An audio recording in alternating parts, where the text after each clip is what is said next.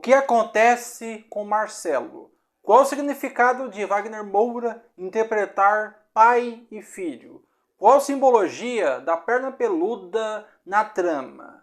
Neste vídeo você vai entender o final e saber o significado de O Agente Secreto. Fala, Geeks! O Agente Secreto está concorrendo no Oscar deste ano com filmes tão bons quanto ele. E até o Oscar você irá entender cada filme da categoria de melhor filme aqui no canal. Então já sabe, se inscreva no canal e ativa o sininho. Bora entender O Agente Secreto. O que acontece com Marcelo? Após uma sequência intensa de confrontos, tudo parece caminhar para um desfecho caótico. Willem sai gravemente ferido, mas ainda consegue reagir. Atinge 2 policiais e mata Bob.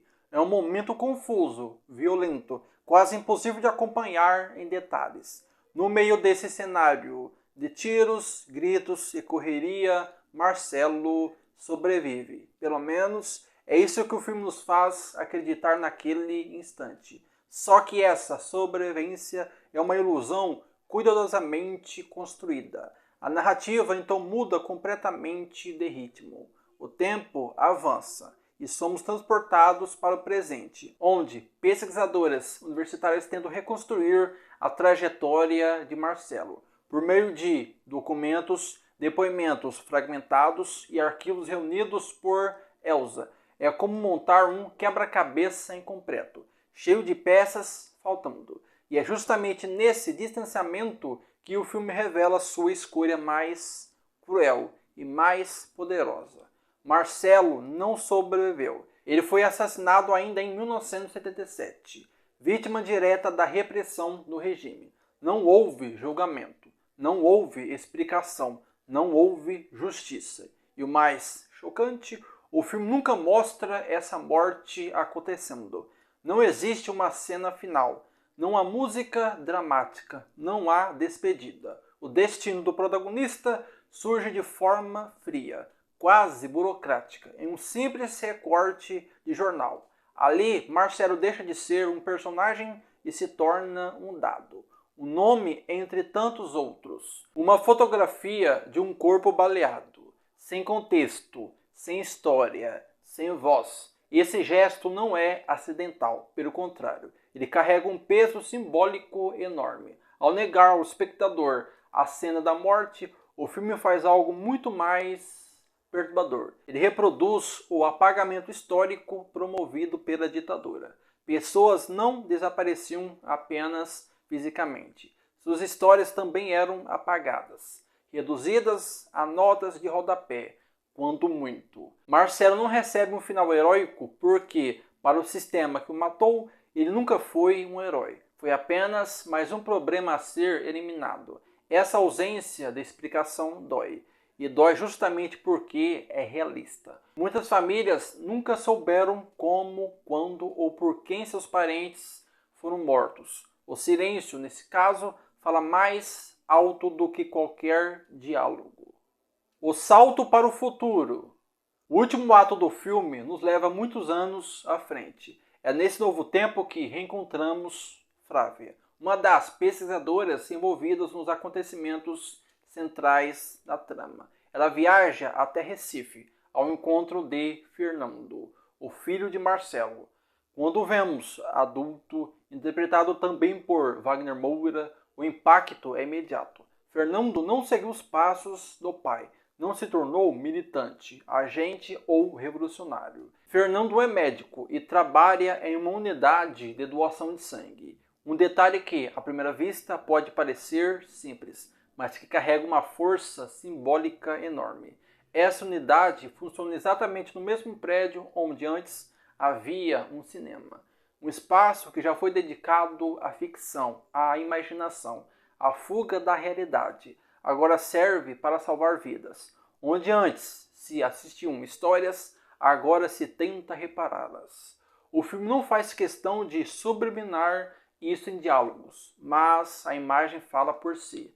A memória coletiva se transforma, mas nunca desaparece completamente. O encontro entre Frávia e Fernando é contido, quase frio. Não há abraços emocionados nem discursos longos. Existe sim um cuidado extremo com as palavras, como se qualquer frase mal colocada pudesse abrir uma ferida antiga demais. Frávia entrega a Fernando um pendrive. Dentro dele estão arquivos, gravações, documentos, tudo o que restou da história de seu pai. E é aqui que o filme toma uma decisão narrativa poderosa. Fernando não diz se vai ouvir o conteúdo. Não há promessa de catarse. Não há garantia de reconciliação com o passado. O pendrive se torna um símbolo da escolha. Saber ou não saber. Lembrar ou continuar vivendo com os vazios. Durante a conversa, Fernando revela algo devastador em sua simplicidade. Ele não tem muitas lembranças do pai. Marcelo é mais um conceito do que uma presença real em sua memória. Ele lembra da promessa de que um dia morariam juntos, uma promessa que nunca se cumpriu. Marcelo morreu antes de buscá-lo na casa dos avós, e com isso não morreu apenas um homem, mas toda uma vida possível que nunca aconteceu. Esse detalhe muda completamente a forma como olhamos para os eventos anteriores do filme. O agente secreto deixa claro que a violência do regime militar não se limitou à tortura, às prisões ou aos assassinatos. Ela se estendeu para algo ainda mais cruel: o roubo do futuro. Pessoas foram privadas de viver momentos simples, cotidianos, como criar um filho, construir lembranças, envelhecer ao lado de quem se ama. Fernando é o retrato dessa perda silenciosa. Ele cresceu sem ódio explícito, sem desejo de vingança, mas também sem um passado completo. Sua identidade foi construída sobre lacunas. E o filme entende que isso, por si só, já é uma forma profunda de violência histórica. O mais impactante é que o longa não tenta resolver esse trauma. Não existe uma cena em que Fernando chora ouvindo as gravações. Nenhuma conclusão que ofereça conforto ao espectador. A câmera se afasta deixando a dúvida no ar. Algumas histórias não têm fechamento. Algumas feridas não cicatrizam. Apenas se tornam parte de quem somos. Ao encerrar dessa forma, o agente secreto faz um comentário poderoso sobre memória e esquecimento. O passado pode ser documentado, arquivado, armazenado em um pendrive. Mas isso não garante que ele será acessado. E, mesmo quando não há garantia de que ele traga paz. O salto para o futuro, portanto, não é um avanço, é um espelho. Ele nos mostra como decisões tomadas décadas atrás continuam ecoando no presente. Como regimes autoritários não destroem apenas vidas naquele momento, mas moldam gerações inteiras que crescem com ausências que não conseguem nomear completamente. O significado de Wagner Moura interpretar pai e filho. À primeira vista, pode parecer apenas um recurso narrativo ousado, mas quanto mais pensamos sobre isso, mais claro fica que essa escolha dialoga diretamente com os temas centrais da história: memória, identidade e sobrevivência. Uma das interpretações mais fortes passa pelo ponto de vista de Frávia. Ao longo do filme, ela se dedica obsessivamente a reconstruir a história de Marcelo. Ela estuda gravações, analisa documentos, estuda imagens e tenta preencher os vazios deixados pelo silêncio e pelo apagamento. Nesse processo, Marcelo deixa de ser apenas uma figura do passado e se transforma quase em uma presença viva. Quando Fernando adulto surge com o mesmo rosto do pai, o filme parece nos dizer que essa reconstrução nunca é neutra. Frávia não conhece Marcelo diretamente, mas o recria a partir de fragmentos. E nessa reconstrução, o filme acaba se tornando uma projeção inevitável do pai. O passado invade o presente, e a memória molda a forma como ela enxerga Fernando. A semelhança física não é literal, ela é emocional, histórica e simbólica. Mas existe uma segunda camada ainda mais profunda nessa escolha. O Agente Secreto é, acima de tudo, um filme sobre identidades em constante mutação. Marcelo é um homem que precisa se reinventar para sobreviver. Ele muda de nome, assume novos papéis, apaga rastros e aprende a existir nas brechas do sistema. Sua identidade nunca é fixa, ela é uma estratégia. Quando Wagner Moura interpreta tanto o pai quanto o filho, o filme sugere que Marcelo nunca desapareceu de verdade. Mesmo apagado oficialmente, mesmo silenciado pela história, ele continua existindo através de Fernando. Não como uma cópia perfeita, mas como um eco. Traços, gestos, escolhas e até contradições atravessam o tempo e resistem à tentativa de apagamento. Fernando não é apenas herdeiro de sangue, ele é herdeiro de uma história que insiste em sobreviver. O mesmo rosto reforça a ideia de que certas identidades não morrem, elas se transformam, se adaptam, encontram novas formas de existir. A simbologia da perna peluda na trama. A chamada perna peluda funciona como um elemento narrativo perturbador justamente porque ela não deveria estar ali. Ela quebra a normalidade, interrompe o fluxo da história e obriga todos os personagens e nós, espectadores, a encarar perguntas que ninguém quer responder. De quem era essa perna? Como ela foi parar ali? E principalmente, porque há tanto esforço para que essa resposta nunca venha à tona. Na trama, a reação das autoridades é imediata: controlar a narrativa. A polícia tenta minimizar o acontecimento, desviar o foco, tratar o caso como um acidente isolado ou uma curiosidade mórbida sem maiores consequências. O objetivo é claro: evitar repercussões, preservar nomes, proteger estruturas de poder. Mas o problema é que a perna não desaparece. Ela volta. Volta nos jornais locais, volta nas conversas de bar, volta nas histórias sussurradas pelas ruas, volta como boato, como exagero, como lenda urbana. E é justamente aí que seu significado simbólico se fortalece. A perna retirada do estômago do tubarão deixa de ser apenas uma evidência física e passa a representar algo muito mais profundo. O passado que se recusa a ser apagado.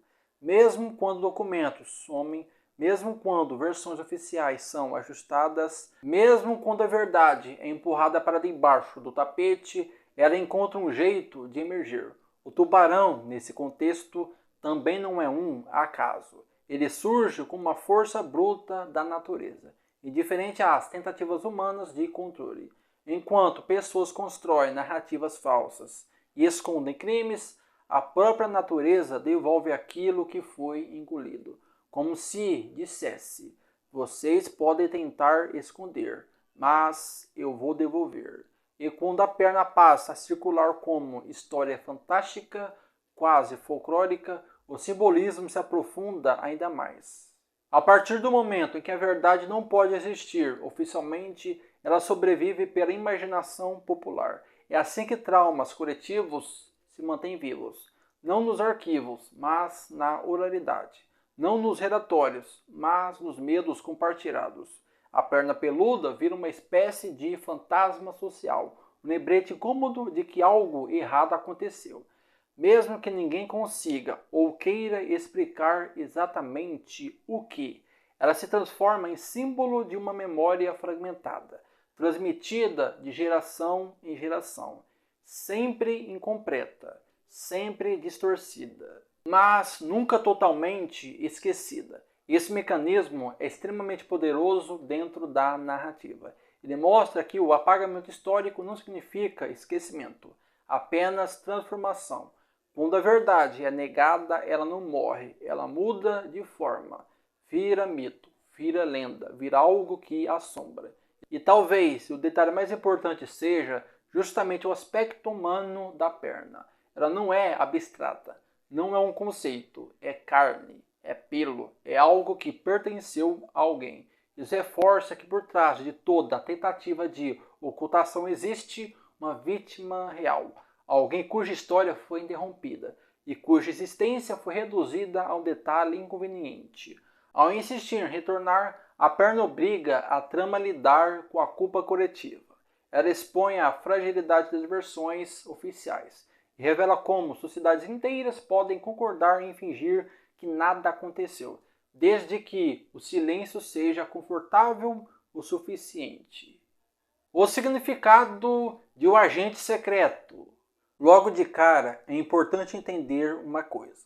O Agente Secreto não é um filme sobre justiça no sentido tradicional. Não existe catarse.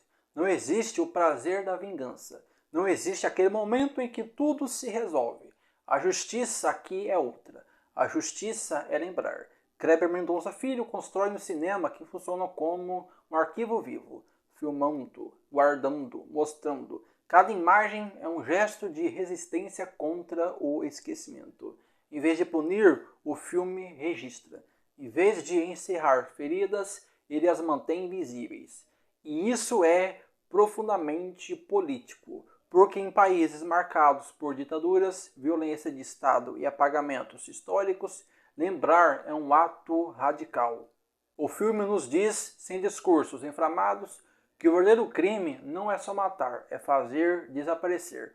Quando ouvimos Agente Secreto, a imagem que vem à cabeça é quase automática. Um espião, alguém treinado, uma figura poderosa que opera nas sombras. Mas o filme desmonta completamente essa expectativa. Aqui, o Agente Secreto não é um herói, não é um super espião. É qualquer pessoa comum que precisa viver em código para sobreviver. Alguém que aprende a falar menos, a esconder mais, a apagar partes de si mesmo para não desaparecer de vez. O segredo nesse contexto não é glamour, é necessidade, é sobrevivência. O título vira ironia porque revela uma realidade brutal. Em certos sistemas, existir é um ato clandestino. Um dos gestos mais fortes do filme é transformar uma antiga sala de cinema em um posto de doação de sangue. Essa imagem não está ali por acaso. Ela resume o espírito inteiro da obra. Onde antes havia ficção, agora se trata a hemorragia da história. O cinema deixa de ser um espaço de ilusão e vira um espaço de urgência. Não se consome histórias, se tenta estancar feridas. Essa transformação funciona como uma metáfora poderosa do próprio filme. O Agente Secreto é um cinema que sangra, um cinema que reconhece que o passado não está resolvido, não está distante, não está morto. Ele ainda escorre, ainda dói, ainda exige cuidado. Um dos elementos mais perturbadores do filme é o uso constante do fora de quadro. Pessoas morrem sem que a câmera mostre. Violências acontecem sem imagem direta. E isso não é uma escolha estética neutra, é uma decisão política. O rir fora de cena é exatamente como o Estado faz seus crimes desaparecerem. Corpos somem, versões são apagadas. O que resta são vestígios, fotografias antigas, recortes de jornal, fitas gravadas, documentos incompletos. O filme entende que o horror maior não é o que vemos, mas o que nunca foi registrado. E ao deixar essas mortes fora de quadro, ele nos força a sentir o vazio que o apagamento provoca. Fernando, ao hesitar em ouvir as gravações, representa algo muito maior do que um conflito individual. Ele é um espelho do país diante de seus próprios arquivos. Existe medo, existe dor, existe a vontade de não ouvir, de não saber, de deixar tudo guardado numa caixa empoeirada. Mas também existe a consciência de que ignorar não cura, só prolonga. Ouvir essas gravações dói, assim como dói revisar nossa história. Mas é necessário, porque o trauma não desaparece quando é silenciado. Ele apenas muda de forma e passa adiante, de geração em geração. Agora comenta, o que você achou de O Agente Secreto? Qual categoria você acha que O Agente Secreto ganha no Oscar? Comente e não se esqueça, se inscreva e ative o sininho para entender cada filme da categoria de melhor filme do Oscar deste ano. Muito obrigado, até o próximo vídeo. Fui!